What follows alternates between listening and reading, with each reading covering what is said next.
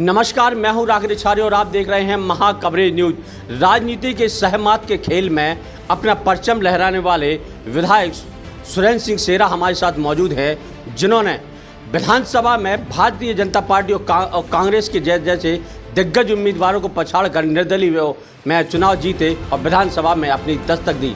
अब जनता के बीच में हैं और उन मुद्दों को, जिन मुद्दों के आधार पर समस्याओं को लेकर वे विधानसभा चुनाव जनता के बीच पहुंचे थे, उनको किस तरह से पूरा कर रहे हैं और मध्य प्रदेश की राजनीति में चल रही उथल पुथल के बीच वो अपने आप को कहां पाते हैं। चलिए मैं मिलाता हूं सीधी सुरेंद्र सिंह सेरा के पास। सर जी, बहुत बहुत स्वागत है आपका। हाँ, धन्यवाद भैया, आपको भी बहुत मेहरबानी। आपको कोई शुभकामनाएं मेरी ओर से। जी चलिए, आप विधानसभा चुनाव निर्दलीय, आप कांग्रेस मानसिकता के हैं, कांग्रेस से हमारे लीडर आप फॉलो करते हैं। आप ऐसा क्या जरूरत आन पड़ी जो विधानसभा में निर्दलीय रूप से आपको चुनाव मैदान में आना पड़ा?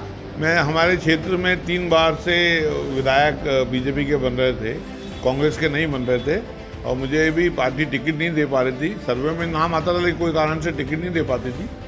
उसके बाद पब्लिक ने मुझे चुनाव लड़ा। ये चुनाव ही जो लड़ा, आम आदमी ने लड़ा, ठेले वाले ने लड़ा, टांगे वाले ने लड़ा, हमाल ने लड़ा ये चुनाव। मैं तो सिर्फ फॉर्म भरा था, लड़ने वाले हमारे आम आदमी थे, छोटे छोटे लोग थे, मजदूर वर्ग था, महिलाएं थी, उन लोगों ने मेरा चुनाव लड़ा।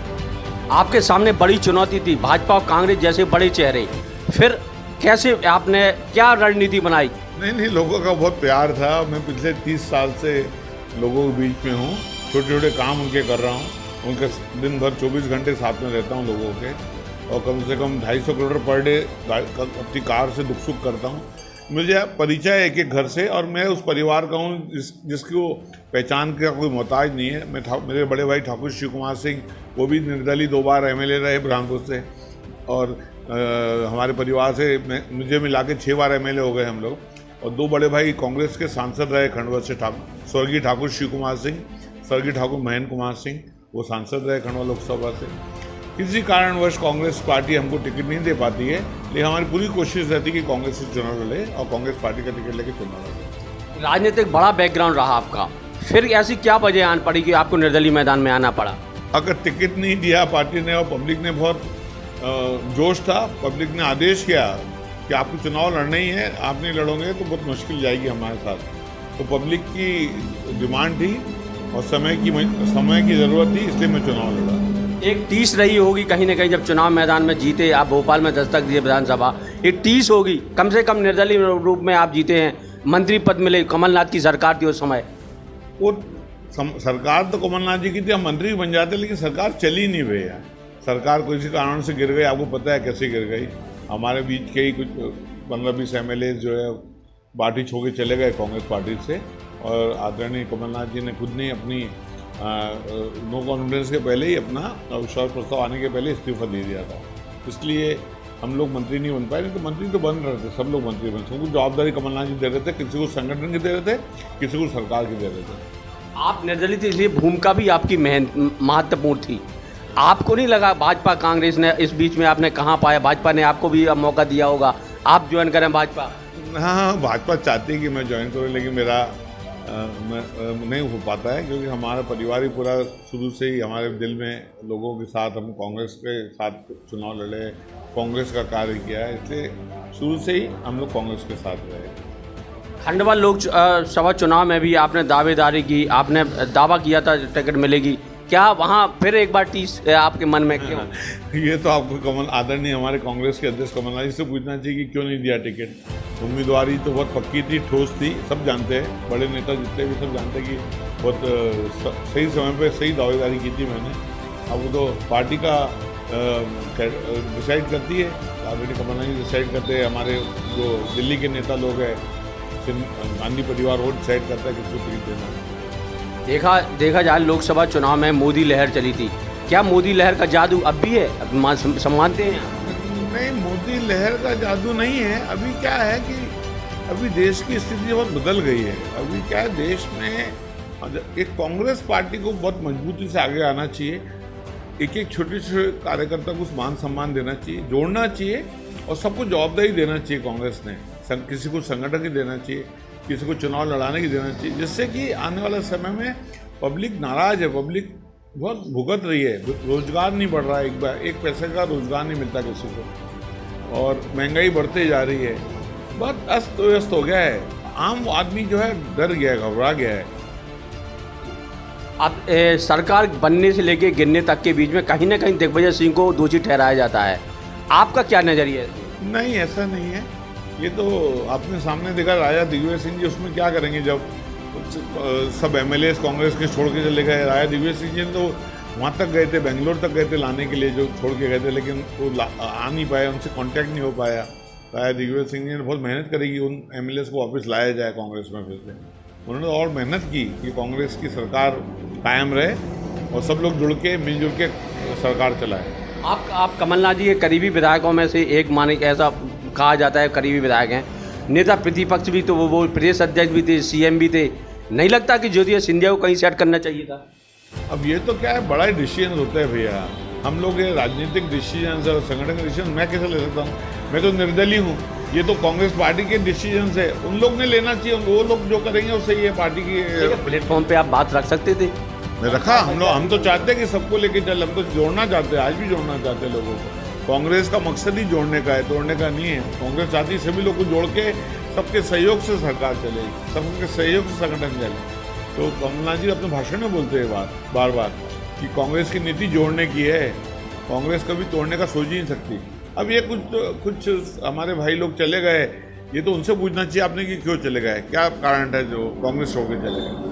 नगर पालिका चुनाव के एन वक्त पहले भाजपा ने फिर दाव खेला, जो समाजवादी पार्टी, बीएसपी या अन्य विधायक थे उनको अपने एक फिर माहौल बनाया।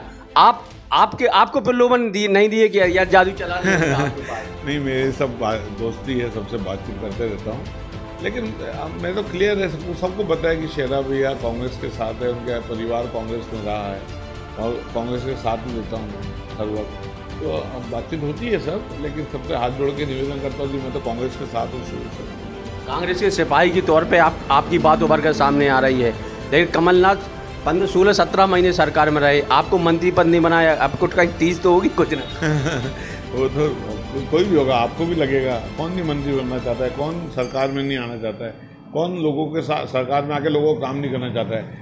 वहाँ पर सरकार में आके ये रहता है कि आपका काम करने का दायरा बढ़ जाता है, पूरे प्रदेश का जवाबदारी आप पे आती है, आपकी जवाबदारी बढ़ जाती है, आप और जवाबदार बनते हो और काम करते हो और फाइन होते हो और लोगों के बीच में जाते हो। तो वो तो कोई भी, आप भी चाहोगे, आपका ही मन होगा कि मैं भी सरकार में जाऊँ और मैं भी लोगों की सेवा करूँ। राजनीति में अगला स्टेप भाजपा या कांग्रेस? कांग्रेस ही आएगी, हमारे तो वक्त कांग्रेस के साथ ही रहेंगे। कांग्रेस का अभी हमारे लोकसभा में भी कांग्रेस का साथ दिया हमने, नगर निगम में भी कांग्रेस का साथ दिया, पंचायतों में भी कांग्रेस का साथ दिया। तो मध्य प्रदेश में कितने महापौर जीतेंगे, क्योंकि आपने कांग्रेस की राजनीति कर रहे हैं? 16 में से 6 का तो गारंटी है, 6 जीतेंगे, 6 करीब। लेकिन कांग्रेस ने ही पार्षदों से उम्मीदवार बनाना तय कर दिया था, तो एक हिसाब से देखा जाए तो खड़ी फिर होगी नगर पालिका, छोटे छोटे नगर निगम। देखिए, ये तो अब उसमें जो पार्षद कांग्रेस के टिकट से जीत गया, उसको सोचना चाहिए कि जिस पार्टी से आपका मान सम्मान मिला है उसको कभी नहीं छोड़ना चाहिए। नहीं, पार्षद तो ये कह रहे हैं हमारे विधायक करेंगे तो हम करेंगे, बोले हम तो उन्हीं का अनुसरण करेंगे ना विधायकों का। नहीं, ऐसा कुछ नहीं है, बिल्कुल नहीं है। कांग्रेस के कार्यकर्ता मजबूत है और कांग्रेस के कार्यकर्ताओं को आप कोई सेल परचेज नहीं कर सकता। कोशिश जरूर हो सकती है, लेकिन सब अपना जमीन नहीं बेच सकते। चलिए, भाजपा और कांग्रेस दोनों सरकारों को आपने देखा है विधायक के तौर पर, सबसे बेस्ट सरकार क्या कौन? नहीं, विश्वास करिए, बेस्ट सरकार नहीं। बीजेपी के पास या ये सरकार का विजन नहीं है, रोजगार का विजन नहीं है, आर्थिक स्थिति मजबूत करने का विजन नहीं है, काम बढ़ाने का विजन नहीं है, लोगों को रोजगार देने का विजन नहीं है, इंडस्ट्रीज डेवलप करने का विजन नहीं है। और आदरणीय कमलनाथ जी को 5 साल मिलते तो वाकई देखता हर जगह रोजगार बढ़ता और कॉमर्शियल एक्टिविटी बढ़ेगी तो रोजगार बढ़ेगा, जहाँ फैक्ट्रीज लगेगी रोजगार बढ़ेगा, बिजनेस एक्टिविटी बढ़ेगी रोजगार बढ़ेगा। तो आप खुद देख लेना कि पूरे समय जो 3 साल चले वो हिंदू मुस्लिम मंदिर मस्जिद में चले गए और रोजगार किसी को बढ़ा नहीं।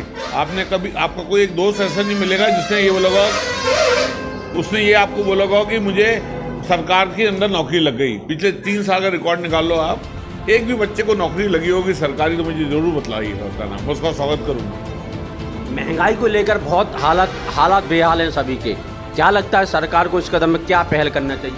नहीं, बहुत देर हो गई सरकार को, बहुत दिन से लोग, किसान लोग, आम आदमी बहुत सहन कर रहा है। सरकार समझ ही नहीं पा रही इस बात को। सरकार ने चिंतन मनन करना चाहिए कि आम आदमी की तकलीफों को कैसे दूर किया जाए। करोड़ों के, हजारों करोड़ों के आप ऐलान करते रहे हो, लेकिन ज़मीन पे कुछ भी नहीं हो रहा है, कुछ भी नहीं हो रहा है।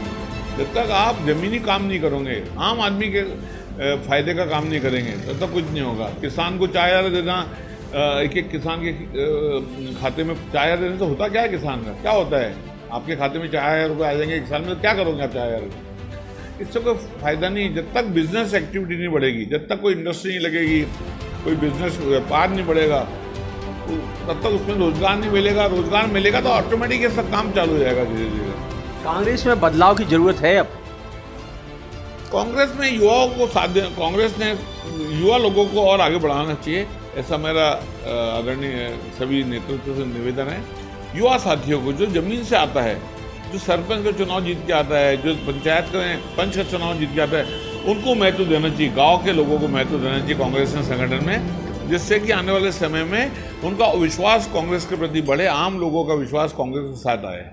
जो नेता कांग्रेस का बड़ा चेहरा जनता के बीच पहुंचता है या प्रदेश अध्यक्ष की दौड़ में या बड़ा बनने की कोशिश करता, उसे नीचा गिराती है कांग्रेस। ऐसा क्यों होता है? एक दूसरे को नीचा नहीं, ये आपकी सोच है। कांग्रेस किसी को नीचे नहीं गिराती। कांग्रेस के नेता सबको आगे बढ़ाने का सोचते हैं, हर आदमी को आगे बढ़ाना चाहते हैं, वो छोटा हो या बड़ा हो। ये कांग्रेस की कभी नीयत नहीं रही कि किसी को नीचा गिराया जाए, दिखाया जाए नीचा, कभी नहीं।